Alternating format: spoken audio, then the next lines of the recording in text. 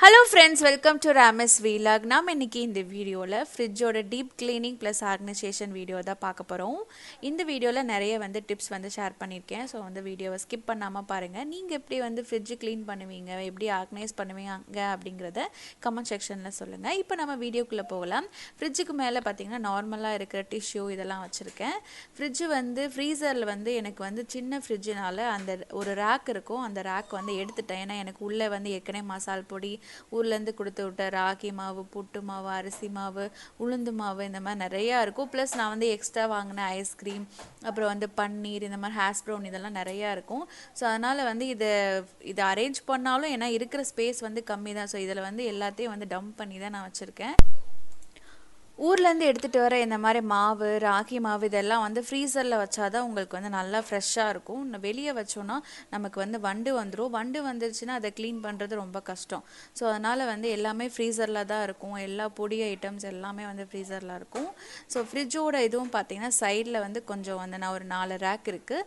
நடுவில் ஒரே ஒரு ரேக் தான் இருக்குது. இன்னொரு ரேக் நான் எடுத்து தனியாக வச்சுருக்கேன். ஏன்னா மாவு அரைச்சி நான் சம்படத்தில் தான் பெரிய சம்படம் அதை ஸ்டோர் பண்ணுவேன். ஸோ அந்த ஸ்டோர் பண்ணும்போது அந்த ரேக் இடிக்குது. ஸோ அதனால் சம்படம் உள்ளே வைக்க முடியல. அதனால் ஒரே ஒரு ரேக் தான் இருக்குது.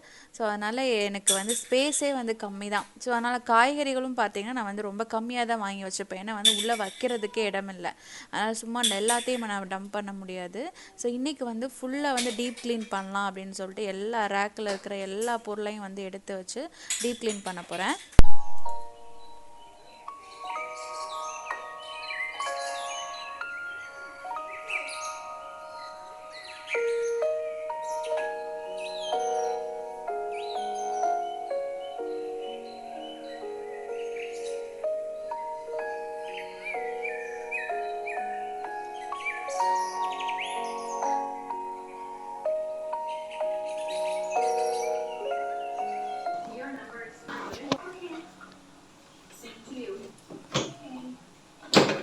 இப்போ அந்த ரேக்கெல்லாம் எல்லாத்தையும் நம்ம கழட்டிடலாம். இது ஈஸியாகவே கழட்டிடலாம். டீப் க்ளீன் செய்ய போகிறதுனால நான் எல்லா ஃபுல் ரேக்கையும் நான் கலட்டிடுறேன். இல்லை நார்மலாக மந்த்லி ஒன்ஸ் நம்ம க்ளீன் பண்ணுறோன்னா ஜஸ்ட் ஈர துணியாக வச்சு நம்ம எல்லாத்தையும் எல்லா ரேக்கையும் நம்ம க்ளீன் பண்ணாலே போதும். நான் க்ளீன் பண்ணுறதுக்கு பார்த்தீங்கன்னா இந்த வினிகர் தான் யூஸ் பண்ணுறேன். நார்மல் வாட்டர் ஸ்ப்ரே பாட்டிலில் ஊற்றிட்டு அது கூடவே கொஞ்சமாக வினிகர் மிக்ஸ் பண்ணி நல்லா இதை ஷேக் பண்ணிவிட்டு நல்லா ஸ்ப்ரே பண்ணிவிட்டு க்ளீன் பண்ணால் உங்களுக்கு ஃப்ரிட்ஜு சூப்பராக க்ளீன் ஆகும். ப்ளஸ் எந்த ஸ்மெல்லும் இருக்காது. வினிகர் இல்லாட்டி நம்ம லெமன் ஜூஸ் ஆட் பண்ணிக்கலாம். ஒரு ஒரு 2-3 டேபிள் ஸ்பூன் அளவுக்கு லெமன் ஜூஸ் அந்த நார்மல் வாட்டரில் ஆட் பண்ணி அதை கூட நீங்கள் ஸ்ப்ரே பண்ணிவிட்டு நல்லா வைப் பண்ணி எடுத்துட்டிங்கன்னா நல்லா டிஸ்இன்ஃபெக்ட் ஆகிடும். ஸோ ஃப்ரிட்ஜும் உங்களுக்கு சூப்பர் க்ளீனாக இருக்கும். நல்லா எல்லா அந்த கார்னர் எல்லாத்தையும் நம்ம க்ளீன் பண்ணிக்கலாம்.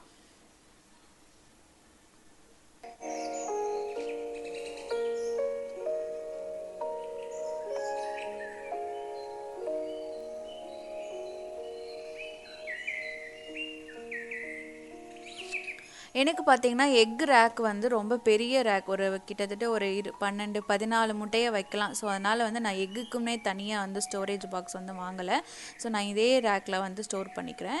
இந்த மாதிரி அந்த ரேக்கையும் பார்த்தீங்கன்னா நம்ம நல்லா கழுவிடலாம். இது கொஞ்சம் கழுவும் போது கேர்ஃபுல்லாக கழுவணும். ஏன்னா கிளாஸ் இல்லையா. ஸோ அதனால் நல்லா கேர்ஃபுல்லாக கையில் எந்த காயமும் போடாமல் கழுவிக்கணும். ஸோ நல்லா கழுவி கொஞ்சம் நேரம் தண்ணி வடிய விட்டுட்டேன். தண்ணி வடிய விட்ட பிறகு மீத ஏதாவது வாட்டர் இருந்ததுன்னா அதை ஒரு நல்ல ஒரு கிளாத்தை வச்சு நல்லா தொடச்சிட்டு எல்லாத்தையும் மாட்டிடலாம்.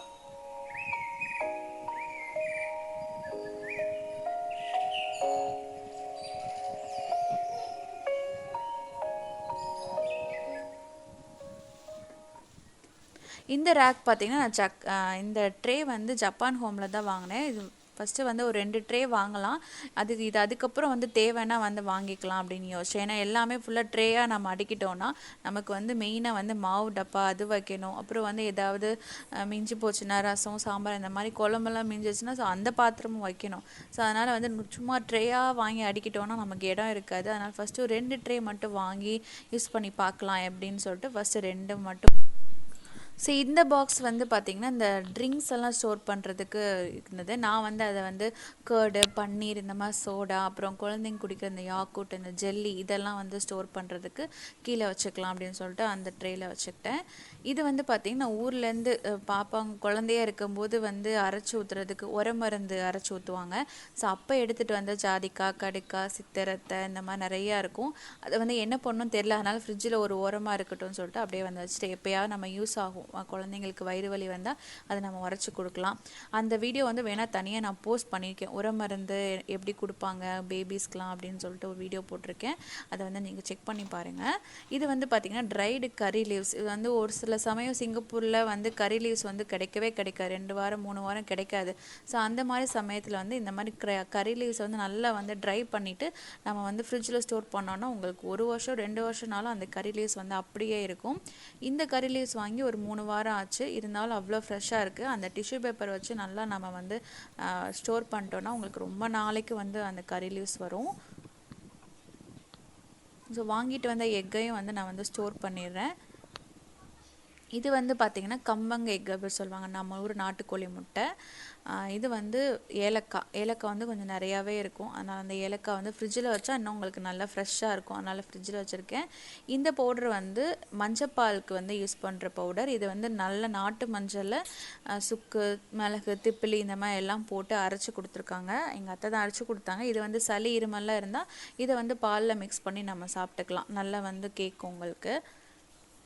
இதெல்லாம் வந்து சாஸ் பாட்டில்லாம் அந்த சாஸ் அந்த சின்ன ரேக்கில் வச்சுக்கலாம். இந்த பவுடர்லாம் வந்து கொக்கோ பவுடர், ஒரு தடவை கேக் வாங்குறதுக்கு இந்த கேக் செய்கிறதுக்கு இந்த கொக்கோ பவுடர் வாங்கினேன். அதுக்கப்புறம் அதை என்ன பண்ணுறதுன்னு தெரியாமல் அப்படியே ஃப்ரிட்ஜிலேயே வந்து தூங்குது. இது வந்து டெசிகேட்டட் கோகோனட். அது வந்து எப்போயாவது கோகோனட் இல்லாட்டி சடனாக வந்து ஏதாவது காய்கறிக்கு தூவணுன்னா அந்த கோகோனட்டை யூஸ் பண்ணிப்பேன். கொத்தமல்லியை பார்த்திங்கன்னா அதே மாதிரி தண்டெல்லாம் கட் பண்ணிவிட்டு கழுவாமல் வந்து ஸ்டோர் பண்ணிக்கலாம். நம்ம வந்து வாஷ் பண்ணிட்டு ஸ்டோர் பண்ணால் என்னதான் இருந்தாலும் அதில் தண்ணி வந்து இருந்துக்கிட்டே இருக்கும். ஸோ அதனால் நீங்கள் வாஷ் பண்ணாமல் இந்த மாதிரி டிஷ்யூ பேப்பர் வச்சு நல்ல டைட் பாக்ஸில் வந்து போட்டு ஸ்டோர் பண்ணிட்டீங்கன்னா கறி லீவ்ஸ் வந்து இது வந்து என்னது கொத்தமல்லி வந்து 1 வாரத்துக்குனாலும் சூப்பராக இருக்கும், அதுக்கு மேலேயும் நல்லாயிருக்கும் வந்து. அதனால் வந்து அப்படி ஸோ எப்போ நமக்கு தேவையோ அந்த சமயத்தில் எடுத்து நம்ம கழுவி யூஸ் பண்ணிக்கலாம். ஸோ ஃபைனலாக வந்து அரேஞ்ச் பண்ணிவிட்டேன். ஸோ இப்போ வந்து ஃப்ரிட்ஜில் பார்த்திங்கன்னா நிறைய ஸ்பேஸ் இருக்கிற மாதிரி தோணுது. ஃபஸ்ட்டு மேல் ரேக்கில் வந்து அந்த ஃப்ரீசர் ரேக்கில் கீழே இருக்கிற ரேக்கில் வந்து நல்ல நட்ஸு, சீஸ், அப்புறம் பட்டர், அப்புறம் இதெல்லாம் வச்சுருக்கேன். சாக்லேட்ஸ், மெயினாக சாக்லேட்ஸ் இதெல்லாம் வச்சுருக்கேன். அதுக்கு கீழே பார்த்திங்கன்னா கொஞ்சம் கூலிங் வந்து கொஞ்சம் ஜாஸ்தியாக இருக்கும். அதனால் வந்து அங்கே வந்து கருவேப்பிலை இந்த மாதிரி கறி லீவ்ஸ்லாம் அது வந்து கொத்தமல்லி இதெல்லாம் ஸ்டோர் பண்ணோன்னா அது வந்து என்ன சொல்கிறது அந்த அழுகி போயிடும். அதனால் அந்த ரேக்கில் ஸ்டோர் பண்ணாமல் கீழே எப்படி கூலிங் வந்து கம்மியாக இருக்கும் அந்த இடத்துல ஸ்டோர் பண்ணால் உங்களுக்கு ரொம்ப நாளைக்கு வரும். ஸோ அதனால் இந்த பாக்ஸ் எல்லாம் பார்த்திங்கன்னா நான் மேலே வைக்க மாட்டேன். மேலே வந்து ரொம்ப ரேராக யூஸ் பண்ணுற ஐட்டம், அப்புறம் வந்து எதாவது மீஞ்சு போச்சுன்னா அதை வைக்கிற ஐட்டமாக யூஸ் பண்ணிப்பேன். அப்புறம் வந்து இந்த ஐஸ்டே வந்து என் பொண்ணு வந்து ஊற்றி வச்சுருக்கா. ஸோ அதை வந்து மேலே வைக்கணும், ஆனால் கீழே அவளே வச்சுட்டு வந்து போயிட்டா. இது வந்து எக்கு ஃபுல்லாக வந்து செட் ஆகிடுச்சு. இங்கே வந்து தேங்காய், அப்புறம் வந்து சாமிக்கு வச்ச பூ, இதெல்லாம் சாஸ் பாட்டில்ஸ் எல்லாம் வந்து வச்சுட்டேன். கீழே வந்து அந்த பவுடர் எல்லாமே வந்து இருக்குது. கீழே வந்து அதுக்கும் கீழே வந்து கருவாடு, இதெல்லாம் ஊர்லேருந்து எடுத்துகிட்டு வந்தது. கருவாடு, அப்புறம் மேத்தி லீவ்ஸ், அப்புறம் வந்து வெல்லம், இது வந்து பனை வெல்லம், இதெல்லாம் வந்து இருக்கும். இந்த ட்ரேல ஃபுல்லாக நார்மலாக வெஜிடபிள்ஸ்க்கு வந்து தனியாக வந்து டப்பாவாக வந்து நான் நிறைய வீடியோஸில் பார்த்தேன். ஆனால் அதெல்லாம் வேணாம், நம்ம கவர்லேயே ஸ்டோர் பண்ணிக்கலான்னு கவர்லேயே. ஏன்னா வந்து நான் ரொம்ப கம்மியாக தான் வெஜிடபிள்ஸ் வாங்குவேன். ஸோ கவர்லேயே ஸ்டோர் பண்ணிக்கிறேன்.